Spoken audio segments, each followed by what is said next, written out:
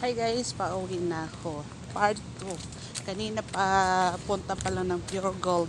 Ngayon pauwi na. Ang laki kong katangahan kasi kung bakit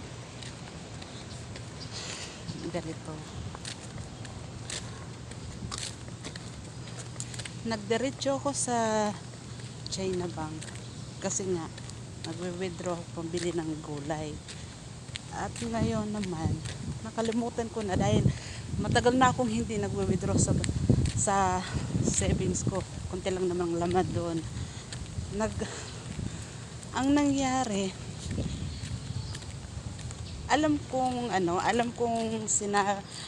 may nakasulat doon na bawat withdraw or bawat ano ah, bawat balance may bawas.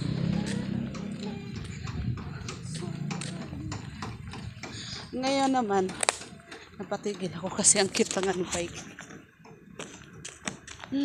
Ang cute ng bike, isang tao lang ang pwedeng sumakay. Balik tayo doon sa kwento ko. Ngayon, nag-balance ako ulit. Nakalimutan ko nang mag-withdraw. Paano mag-withdraw doon? Hindi,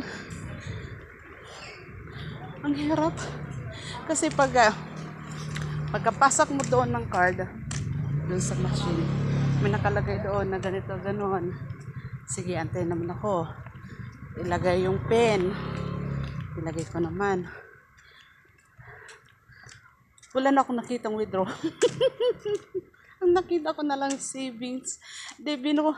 Pinindot ko yung savings. Tapos, wala kasi alam ko nag-update yan sila eh. Wala akong nakita ng savings. Tapos yung ibang sa Gcash. Tapos saan pa. Sabi ko, wala naman akong ibang mano dito.